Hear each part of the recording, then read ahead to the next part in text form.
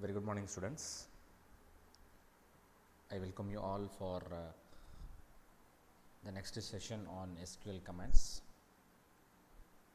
In this session, we are going to discuss about data manipulation language commands.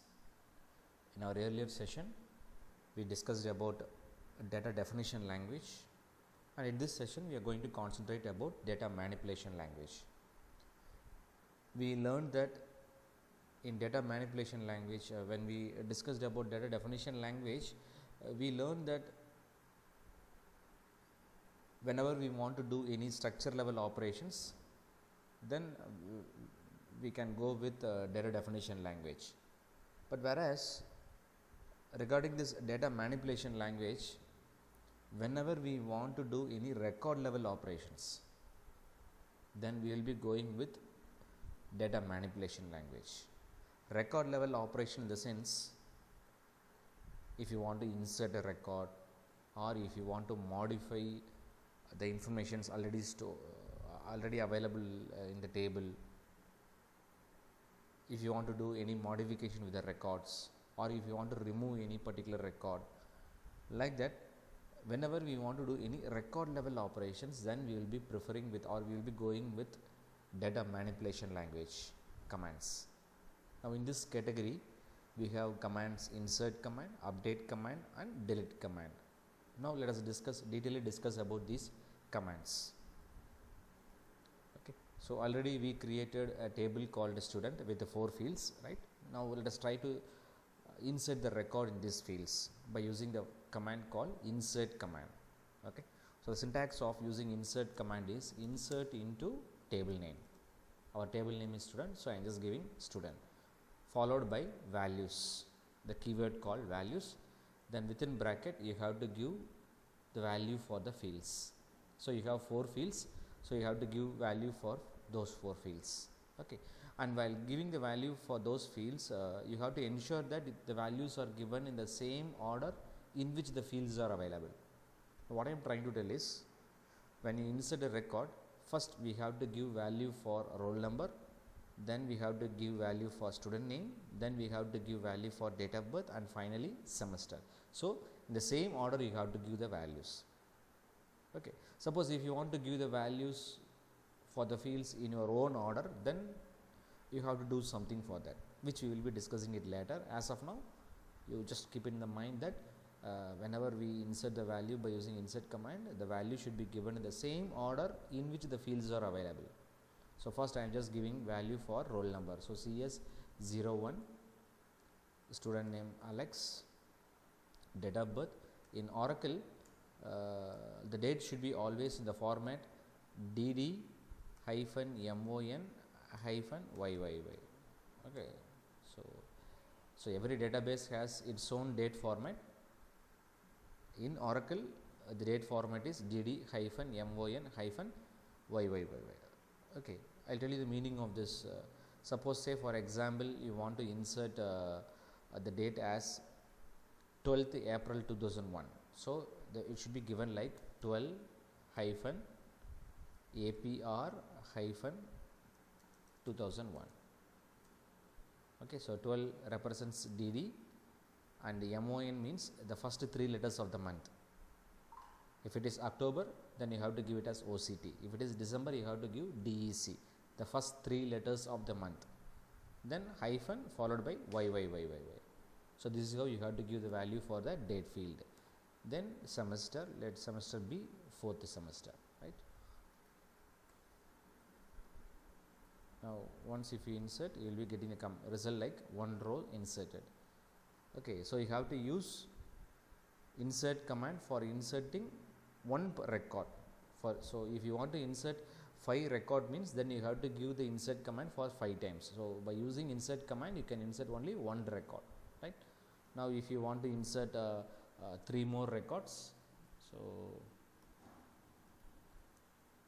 say for example, the next student you want to insert is CS02, who is Gail, okay, whose date of birth is 27th April 2002. Okay, he is also belong to 4th semester, right? So let us insert one more record. CS03 and the student name is Lara, whose date of birth is 27th October 2001. Okay. So once if you execute these commands, the records will be inserted. Now once after inserting the record, if you want to see whether the records have been inserted correctly or not, then what you have to do is you have to give the select command. See, when we are discussing about DDL commands, we have used describe command to ensure that whether the structure level operations has been done successfully or not. So describe command is meant for seeing the structure of the table. Okay, suppose if you want to see the records in the table, then you have to go with select command. So select star from table name. Okay, so select is a keyword, star refers to all the fields in the table.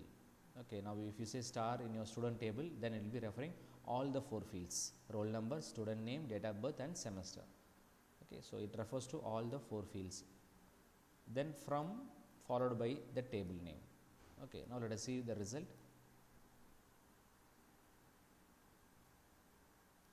Okay, now can you see here 3 records were inserted: CS02 Gail, CS03 Lara, CS01 Alex, like that they have been got inserted. So this is how you have to use insert command. Now let me just also convey this information. Suppose if you want to insert the values in the particular table with your own order of the fields, then what you have to do is you have to give like insert into student, within bracket you have to tell the order. Say for example, first you want to convey the value for student name, then roll number, then semester, then followed by date of birth. Okay, now you can specify the order here. Okay, then followed by values, then you can give the values in the order in which you have specified here. Okay, now here you have specified a name first, right? So let me just give the name first. Okay, Javagal, his roll number is CS04.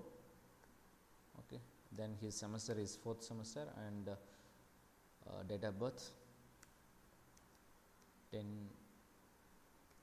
October 2002, right? Now if you insert, the record will be inserted.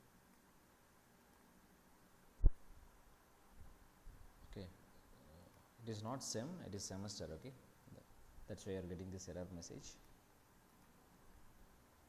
Fine.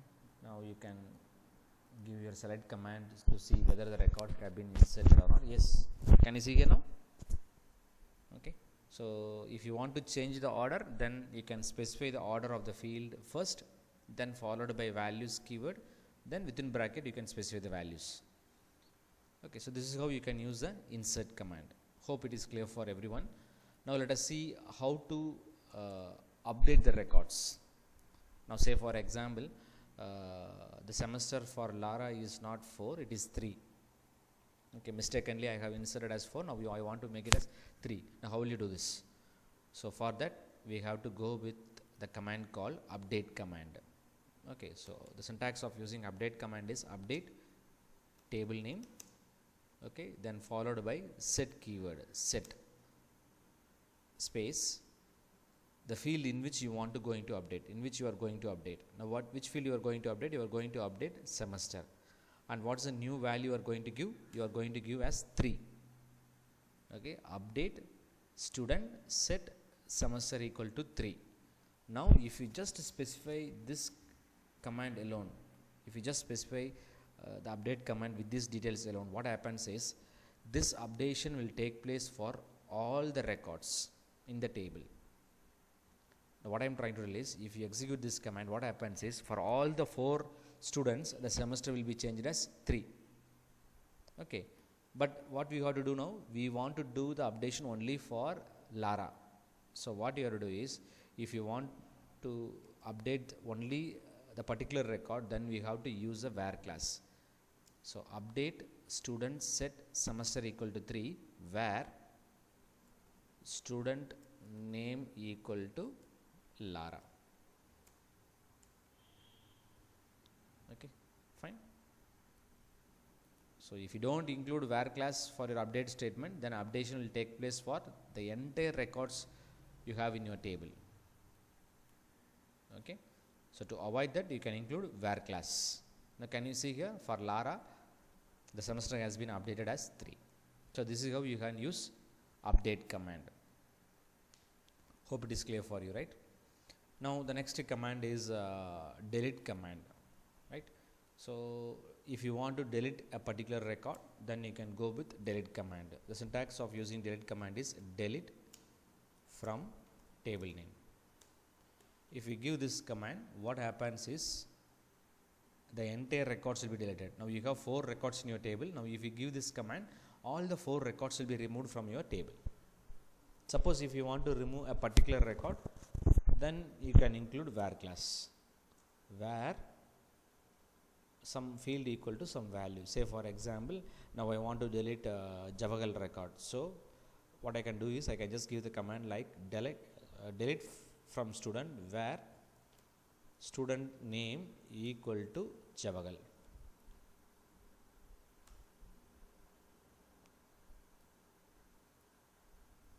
Okay. Now what should have happened is the Javagal record should have been deleted from your table. Yes. So this is how you can use this commands. Now it is the right time for me to discuss about the constraints which we have seen when we are discussing about DDL commands. Let me just discuss constraints one by one. First, let us discuss about the null constraint. Okay. Now I told you that during insertion in your table, it is possible for you to insert null value for a particular field in the table. Okay, what I am trying to tell is, say for example, I am just inserting a record, insert into student values CS, see, don't forget to enclose the strings within single quotes. Okay, so CS04 NU null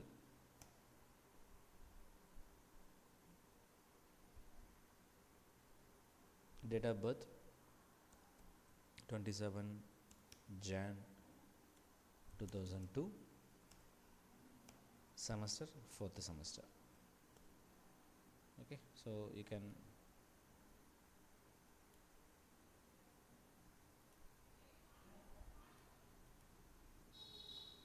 insert like this. Okay, so it is possible for you to give the keyword null. Even if you want, you can also insert null value without giving this keyword. Okay, just give an empty value, that's it. Students, can you see here? Okay, so CS05, I am just inserting a custom student CS05 with roll number CS05, but I am not giving any value for name field. So what happens?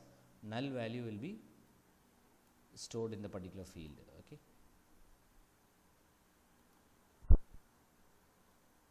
Okay, in Oracle it is not supporting, so don't bother about it.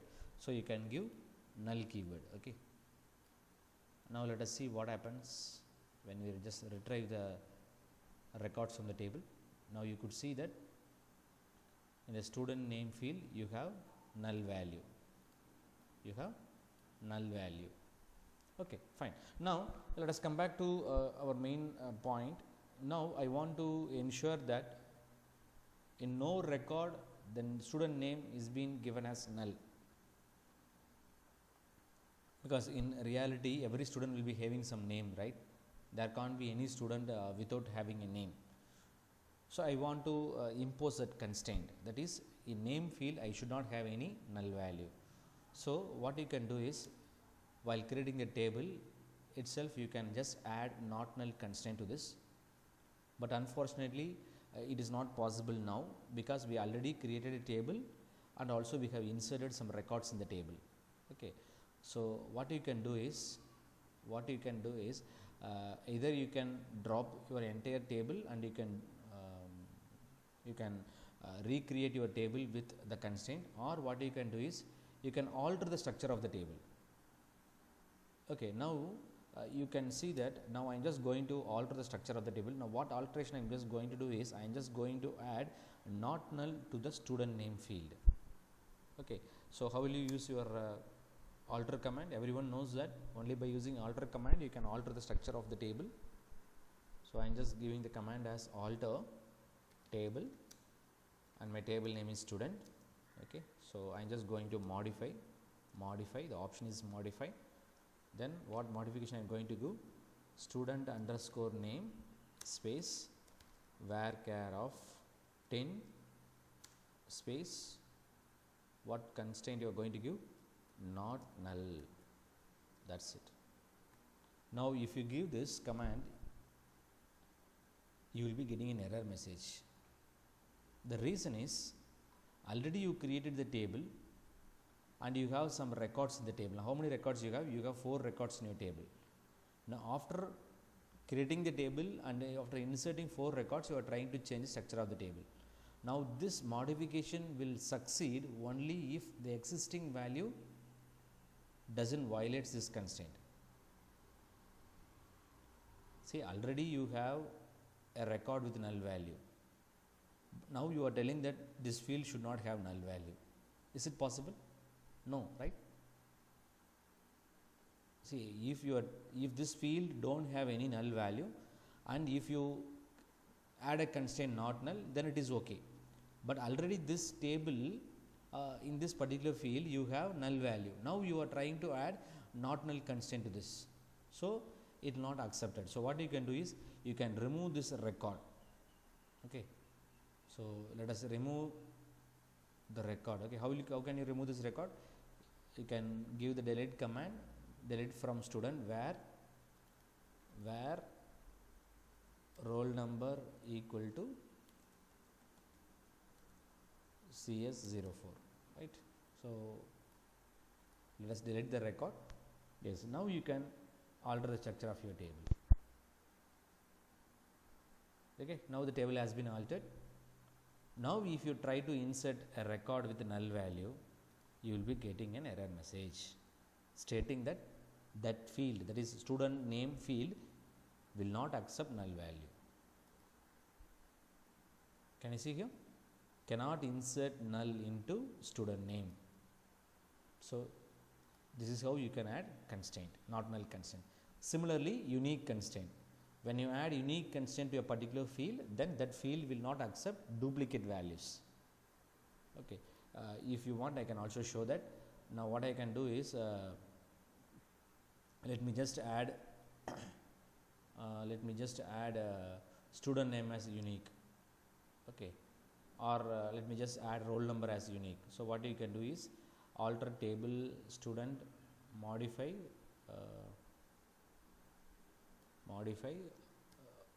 roll number varchar of 5 space unique. Okay, so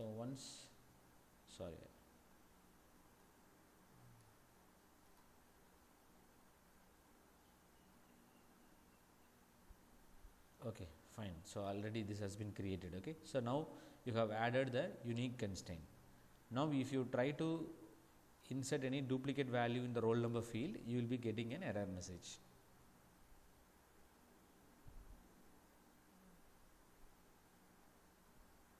Okay, so the record has been already inserted twice. So let us do one thing.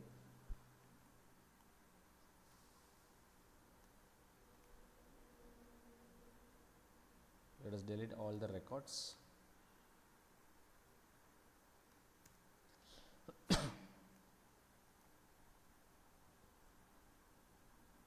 Let me just create the constraint once again. Table has been altered. Now let us insert 3 records. Remember that these 3 records are not unique. These 3 records are unique. Okay, the roll number is unique. In the first record it is CS01, 02, 03. Okay, now let me just try to insert one more record with the same.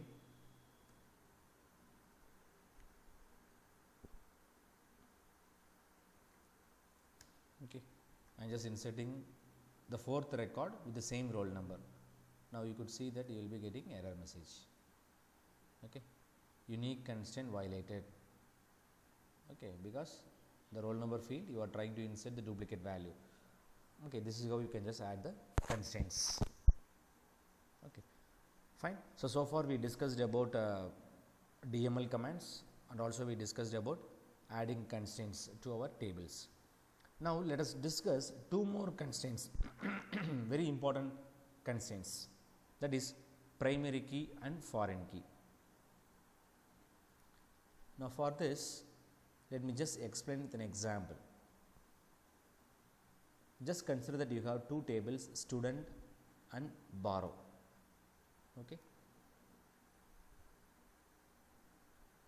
Now first let us discuss about primary key. Primary key means once if you add primary key to a particular field, what happens is that field will accept only unique values. If you try to insert duplicate value, it will not be allowed. So it is very similar of your unique key, but there is one difference between unique constraint and primary key constraint. The difference is when you have unique constraint for a particular field, of course the field will accept only unique values, but it will accept one null value.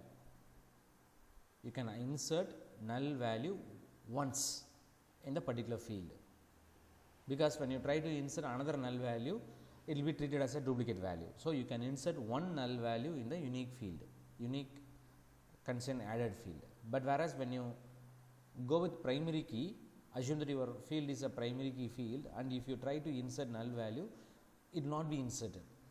So the difference is unique key will be accepting one null value, whereas primary key will not accept any null value. And mainly the primary key is meant for identifying the records uniquely.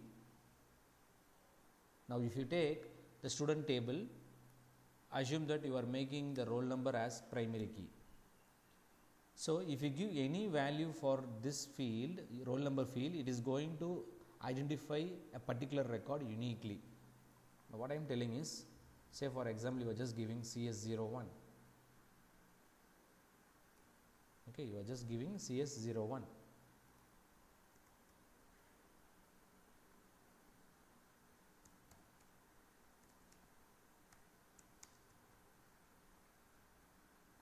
You are giving CS01, right? So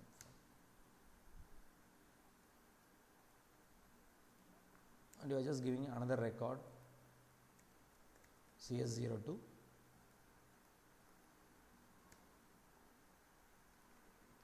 Okay, now in this case you have two records, right? Now if you give a particular value, say for example you are just giving the value CS01. Once if you give the value CS01, it is going to refer a particular record, only one particular record. That is the purpose of primary key. Primary key is used for identifying a particular record uniquely in a table. Okay, so hope it is clear for you. And for your information, I am also conveying one more detail regarding this primary key. Whenever you create primary key for a particular table, what happens is automatically index will be created for the table. You may be wondering what is the purpose of index. Index makes your table to perform better. It is just like having an index page for a textbook. So once if you create index for your table, whenever you retrieve the record, it will be very fast, it will be very efficient. Okay, that is what regarding the primary key. Okay, fine. Now let us see how to create primary key for our table. Okay, now let us do one thing. Let us make the roll number as a primary key. Okay, now for that what you have to do is alter table. See, if you want to create, so let us do one thing, let us create a table called books. So create table books, the fields are access number, var char of 5, title, var char of 10, okay, then publisher,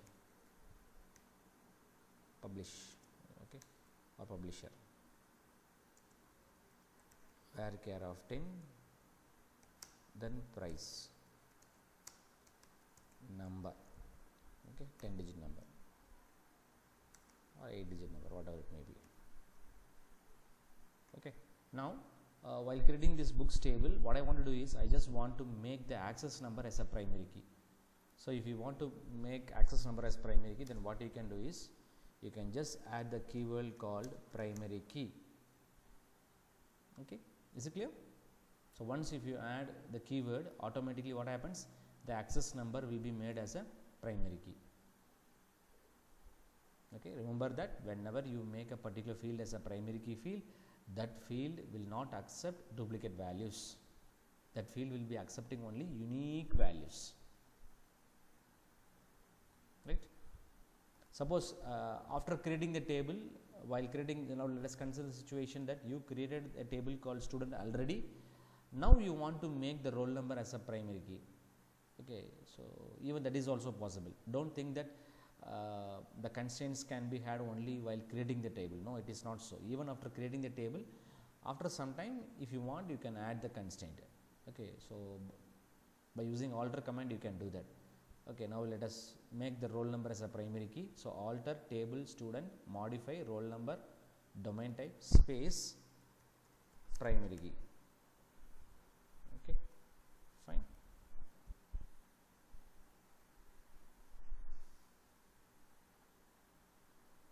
Okay, now you can see that the table has been modified. Okay,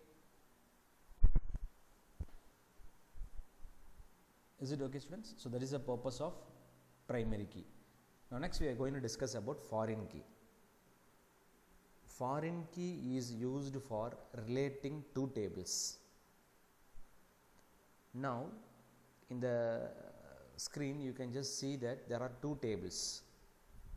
Okay, there are two tables. One is student table and other one is borrow table. Now what do you infer from this?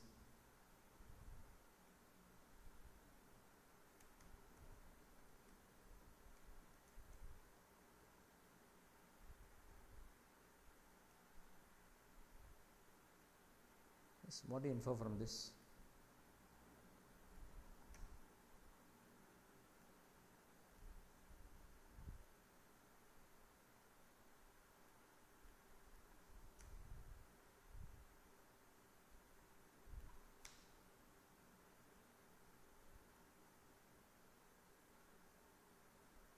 Yes, what do you infer from this?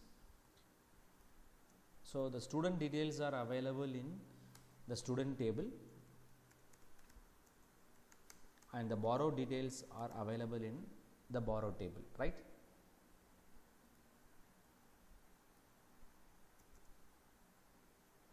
Okay, now you could infer that there is some relationship between the student table and borrow table. What relationship you have? You have roll number, the student roll number in student table and also the roll number in borrow table. In other words,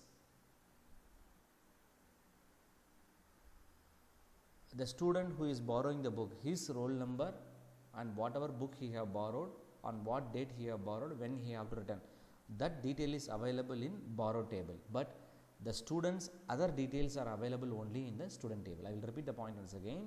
If you take your borrow record, what are the informations you have in each borrow record? You have the student roll number, the book whatever he has borrowed, the date on which he have borrowed and the date in which he have to return the book. Only those details are available, but other details about the student is available only in the student table.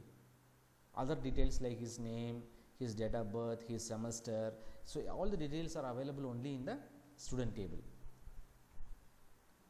Okay, so definitely there is some relationship between these two tables, right? So whenever we have a relationship between these two tables, you can establish the relationship by using a constraint called foreign key constraint. Now in specific, you can add a constraint. You can just relate these two tables. You can relate the two tables by using foreign key. Okay, in specific, you can just, one second students,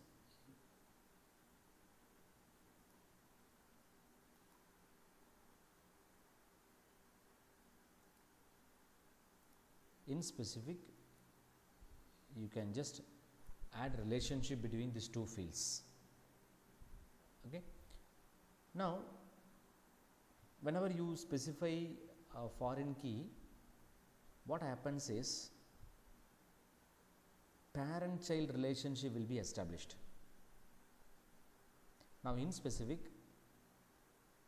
now roll number will be made as foreign key. Roll number will be made as foreign key referring roll number in student table. Okay, referring roll number in student table. So this will be your foreign key. Okay, this will be your foreign key. That is, borrow relations roll number will be your foreign key.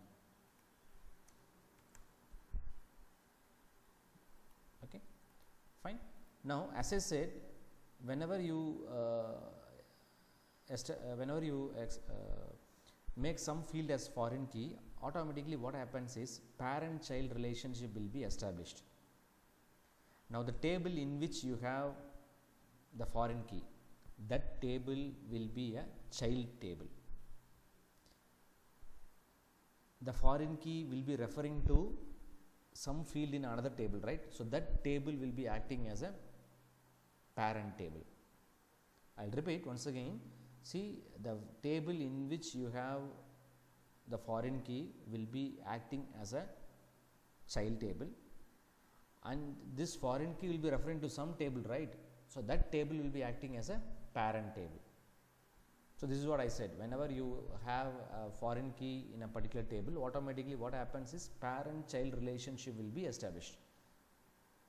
Now in our example, borrow is a child table and student is a parent table. Now what is the purpose of establishing this parent child relationship? Very simple, students.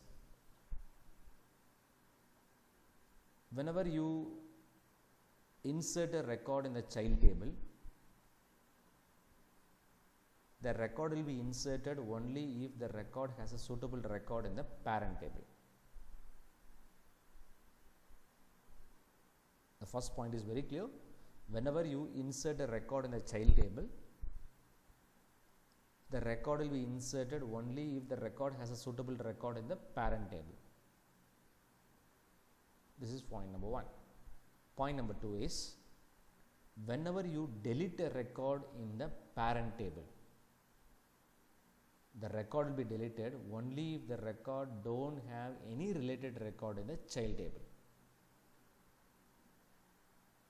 I will repeat the second point once again. Whenever you delete a record in the parent table, the record will be deleted only if the record don't have any related record in the child table. Now I will explain these 2 points with some examples. Okay, fine. Now just consider here. Now I am trying to insert a record in the borrow table. Okay, I am just trying to insert like this. CS05. Okay, access number is 123, 1234. Date of borrow is some date, say for example 14/04 or 03/2021, and return date is 16-03/2021. Okay, now I am just trying to insert this record. I'm just trying to insert this record.